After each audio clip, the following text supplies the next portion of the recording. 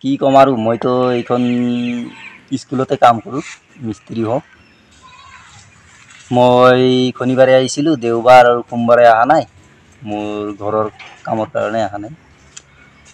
ধান চান লগাই আছোঁ। তাৰপিছত আজি মঙ্গলবাৰ, আজি আহি চাইছোঁ যে তালাটো ভাঙা আছে।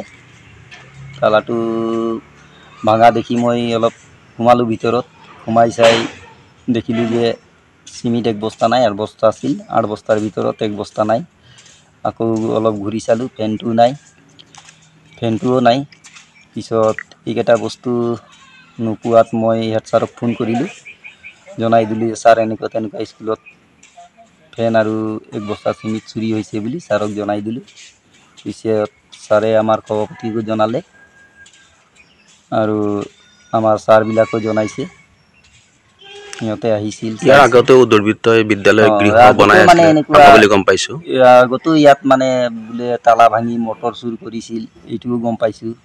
তাৰপিছত আমি যিটো এতিয়া বৰ্তমান মানে ৱাল গাঁঠি আছোঁ, তাতো মানে এদিন ধৰক ৱাল চোৱাল ভাঙি চাঙি অলপ হেৰি কৰিছিল। এইবিলাক আকৌ মই নিজে আকৌ মেৰামতি কৰি দিলোঁ। কাক সন্দেহ কৰিছে?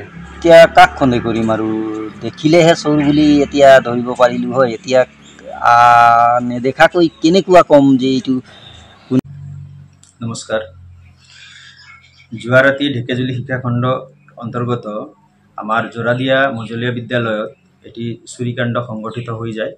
কোনোবা অচিনাক্ত দুৰ্বৃত্তই বিদ্যালয়ৰ শ্ৰেণীকোঠাৰ তলা ভাঙি ভিতৰত প্ৰৱেশ কৰি এটা চিলিং ফেন আৰু কেইটামান চিমেণ্টৰ বস্তা চুৰি কৰি লৈ যায়।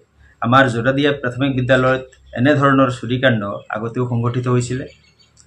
এবছৰমান আগতে বিদ্যালয়ৰ কাৰ্যালয় গৃহৰ তলা ভাঙি জল জীৱন মিছনে দিয়া পানীৰ মটৰ, মিউজিক বক্স আৰু অন্যান্য কিছুমান সামগ্ৰী লৈ গৈছিলে।